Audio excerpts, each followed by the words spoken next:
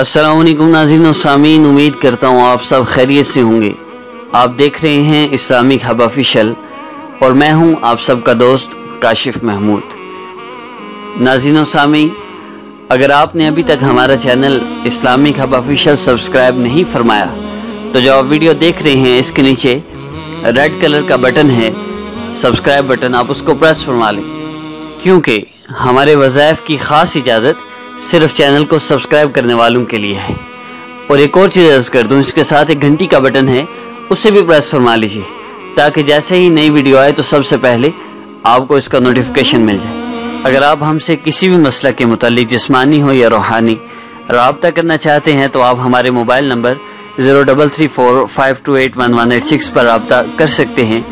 किसी भी वक्त राब्ता कर सकते हैं 0334 52 81 186 0334 5281 186। पाकिस्तान से बाहर मुल्कों से राब्ता करने वाले +92 कंट्री कोड लगाएंगे।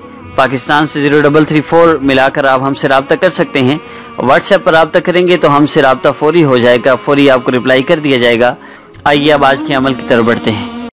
नाज़रीन व सामीन, 28 और 29 रमज़ानुल मुबारक का इंतहाई मुजरी वजीफ़ा लेकर मैं आपके पास हाजिर हुआ हूँ। रमज़ानुल मुबारक की वापसी का वक्त आ गया। अब रमज़ान हमसे जुदा होने को है। हम इस मेहमान की कदर नहीं कर सके तो कम से कम इतना ज़रूर करें। मैंने अभी लेटेस्ट वीडियो सलातुत तस्बीह के मुतालिक अपलोड की है, आप उस वीडियो को चैनल पर देख लीजिए और मैं डिस्क्रिप्शन में भी इसका लिंक मैंने दे दिया है, आप यहाँ से भी देख सकते हैं। उस वीडियो को आप ज़रूर सुनिए। सलातुत तस्बीह का सारा तरीका मैंने अर्ज़ किया है।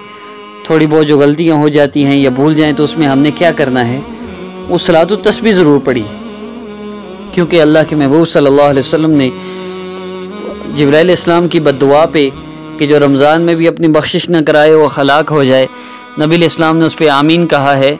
तो फिर हमारी हलाकत में क्या तरद्दुद है, और नबी इस्लाम की बद्दुआ लग जाए तो फिर हमारे हालात कैसे ठीक हों। तो अब हमें तो नहीं पता हमारी बख्शिश हुई है या नहीं हुई। तो सलातुत तस्बीह के मुतालिक नबी इस्लाम ने फरमाया कि इससे नए पुराने पिछले अगले जो जानबूझ के किए, जो गलती से हो गए, नादानी में हो गए, कसदन या बोल कर, जिस तरह के भी गुनाह, जैसे भी गुनाह हैं, अल्लाह रब्बुल इज़्ज़त सारे माफ़ फरमा देते हैं। तो एक मरतबा रमज़ान ख़त्म होने से पहले सलातुत तस्बीह ज़रूर पढ़िए। अल्लाह रब्बुल इज़्ज़त की रहमतों की बारिश है, रहमतों का नज़ूल है। हम अल्लाह रब्बुल इज़्ज़त से इन बरकतों की जो चंद घड़ियाँ हैं, इन घड़ियों में अल्लाह रब्बुल इज़्ज़त से हम अपने मसाइल को हल करवा लें।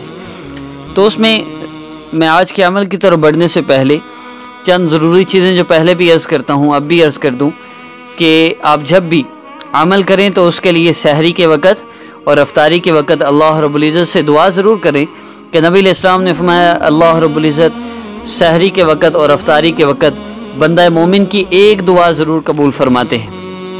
वो एक दुआ हमारी कबूल हो जाए तो हमारे मसाइल के हल होने में क्या देर है। हम उस दुआ में मांग लें, या अल्लाह मैंने वो अमल किया था अपने मसले के लिए, आप इस दुआ की बरकत से जो एक दुआ ज़रूर कबूल होती है, मेरा वो मसला हल फरमा दी। अल्लाह रब्बुल इज़्ज़त ज़रूर इंशाअल्लाह आपको वो मसला हल फरमा देंगे।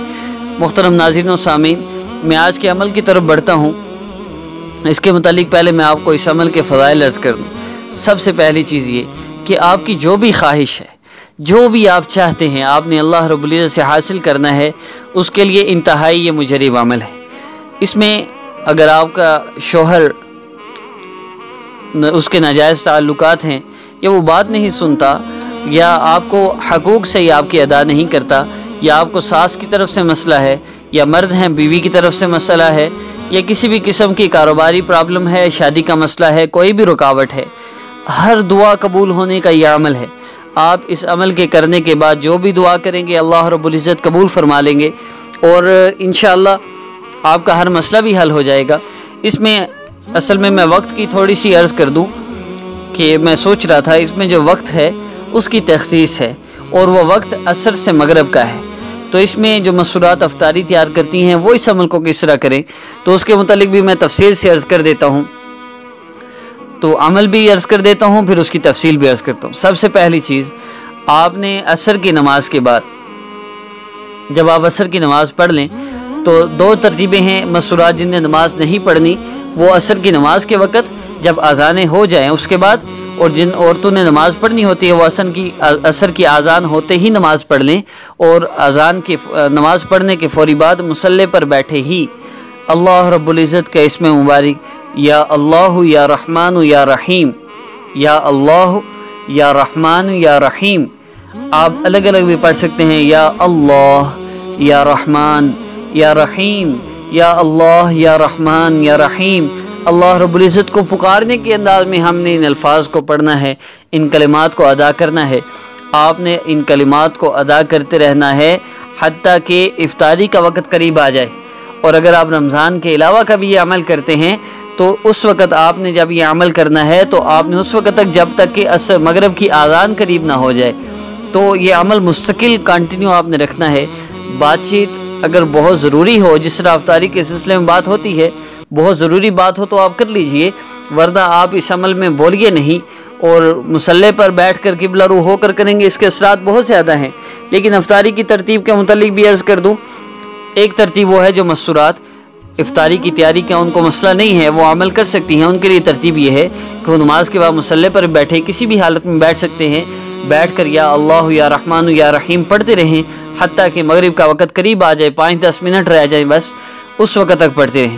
اور جو مستورات جن کی افطاری کی ترتیب ہے وہ عصر کی نماز کے بعد 10 سے 15 منٹ بیٹھے بیٹھے ذکر کرتی رہیں، یا اللہ یا رحمان یا رحیم، اس کے بعد افطاری کی تیاری کے دوران بھی اس کو پڑھتے رہیں، یا اللہ یا رحمان یا رحیم اس کو پڑھتے رہیں۔ شروع میں 3 مرتبہ درود ابراہیمی پڑھ لیجئے، پھر جب آپ آخری 10 منٹ رہ جائیں تو اس وقت پھر 3 مرتبہ درود ابراہیمی پڑھ کر آپ اللہ رب العزت سے دعا کیجئے۔ علماء فرماتے ہیں، بہت سے مشائخ نے بھی یہ جو وظیفہ ہے اس کی خاص اجازت بھی دی ہے، اور آگے دوسروں کو بھی اجازت دینے کی تلقین بھی فرمائی ہے۔ انتہائی مجرب عمل ہے اور انتہائی مستجاب الدعوات، ہر دعا قبول ہونے کے لیے یہ عمل انتہائی مجرب ہے۔ آپ نے پھر جب یہ عمل مکمل کر لیں، درود ابراہیمی آخر میں پڑھ لیں، پھر اللہ رب العزت سے 5 سے 10 منٹ دعا کریں۔ اس عمل کو مستقل عصر سے لے کے مغرب تک کرنے تک یا اللہ یا رحمان یا رحیم پڑھنے کے بعد جو بھی دعا کی جائے اللہ رب العزت اس دعا کو قبول فرماتے ہیں۔ آپ کا جو بھی مسئلہ ہے اس عمل کو کیجئے، پھر اللہ رب العزت سے دعا کیجئے، انشاءاللہ اللہ رب العزت آپ کا وہ مسئلہ حل فرما دیں گے۔ مستورات محسوس ایام میں بھی اس عمل کو کر سکتی ہیں، اور چلتے پھرتے اٹھتے بیٹھتے بھی کر سکتے ہیں اگر افطاری کی تیاری ہے، یا عمومی طور پہ آپ رمضان کے بعد بھی مصروف ہیں، کھانے پکانے کی تیاری کا بھی وقت ہوتا ہے، تو اس صورت میں بھی آپ سارے کام کرتے ہوئے یا اللہ یا رحمان یا رحیم پڑھتے رہیں اور دعا پھر بیٹھ کے کریں۔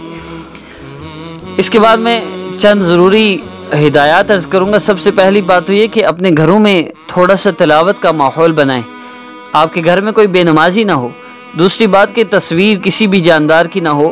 جاندار کی تصویر گھر میں ہم عمومی طور پہ فریم بچوں کے لٹکاتے ہیں، تو اس سے رحمت کے فرشتے گھر میں داخل نہیں ہوتے، تو رحمت کے فرشتے گھر میں نہ آئیں گے تو پھر اللہ رب العزت کی رحمت کہاں سے آئے گی، اور پھر ہمارے مسائل کیسے حل ہوں گے، تو تصویریں ہٹا دیں۔ دوسری بات یہ کہ کلام پاک کی تلاوت کا روزانہ اہتمام رکھیں۔ تیسری بات یہ کہ سورج نکلنے سے پہلے کبھی بھی نہ سوئیں بلا ضرورت کے، مجبوری کے، جس طرح عمومی طور پہ ابھی رمضان میں لوگ تاک راتوں میں رات کو جاگتے ہیں تو فجر کے فوری بعد سو جاتے ہیں، اس میں کوئی حرج نہیں، لیکن عام دنوں میں آپ ان اوقات میں بھی جاگنے کا معمول بنائیں۔ اشراق کے بعد سو جائیں اگر آپ نے سونا ہے، پہلے سونا مکروہ ہے۔ اگلی چیز یہ کہ نماز کا اہتمام بہت ضروری ہے۔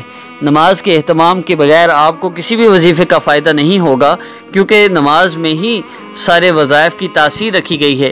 جس قدر آپ کی نماز عمدہ ہوگی اس قدر آپ کے اعمال عمدہ ہوں گے، اور اسی قدر آپ کے وظائف میں تاثیر ہوگی۔ اور ناظرین و سامعین، اینڈ پہ میں پھر وہی گزارشات کر دوں جس کی وجہ سے عمومی طور پہ لوگ اس وقت لٹ رہے ہیں۔ سب سے پہلی چیز، اپنی تصویر کسی بھی عملیات کے حوالے سے آپ کسی سے بھی رابطہ کرتے ہیں اس کو اپنی تصویر نہ دیں۔ دوسری بات، نماز کی پابندی کیجیے۔ تیسری بات، صلاۃ الحاجت کا اہتمام کیجیے، نفل پڑھ کے اللہ رب العزت سے اپنے مسئلے کے حل کے لیے دعا کیجیے۔ چوتھی بات، نام اور والدہ کا نام صرف پیٹنٹ بندے کو دیں جس کا آپ کو علم ہو کہ یہ بندہ نام کو اور والدہ کے نام کو استعمال کر کے خود ہی آپ پہ جادو نہ کرتا رہے۔ عمومی طور پہ لوگ اسی طرح لٹ رہے ہیں کہ جس کو والدہ کا نام بتا دیتے ہیں وہ عامل خود ہی ان پہ عمل کرتا ہے، پھر ہفتے بعد ختم کر دیتا ہے، اثرات ختم ہوتے ہیں، لوگ سمجھتے ہیں اس عامل نے ہمارا علاج کر دیا، بلکہ ہوتا صرف اتنا ہے کہ وہ اس عمل کے اثرات کو ختم کرتے ہیں کچھ دیر کے لیے، وہ اس طرح پیسے لیتے ہیں، مہینے بعد جب ضرورت ہوتی ہے پیسوں کی پھر آپ پہ عمل کر دیتے ہیں۔ اس لیے پیٹنٹ بندے کو والدہ کا نام اور اپنا نام دیں۔ اور آخری بات کہ دعا اور تہجد کا اہتمام ضرور کریں، اور جب آپ دعا کریں تو اس عاجز کو بھی اپنی دعاؤں میں یاد رکھیے، جب بھی اللہ رب العزت آپ کا مسئلہ حل فرمائے تو مجھے دعاؤں میں ضرور یاد رکھیے۔ ناظرین و سامعین، ان شرائط کا خیال رکھتے ہوئے اگر آپ عمل کریں گے تو انشاءاللہ اللہ رب العزت آپ کا مسئلہ ضرور حل فرمائیں گے۔ آپ سے اجازت چاہوں گا، میرے چینل کو سبسکرائب کرنا، لائک، کمنٹ اور شیئر کرنا نہ بھولیے گا۔ اپنے دوست کاشف محمود کو اجازت دیجیے۔ السلام علیکم ورحمۃ اللہ۔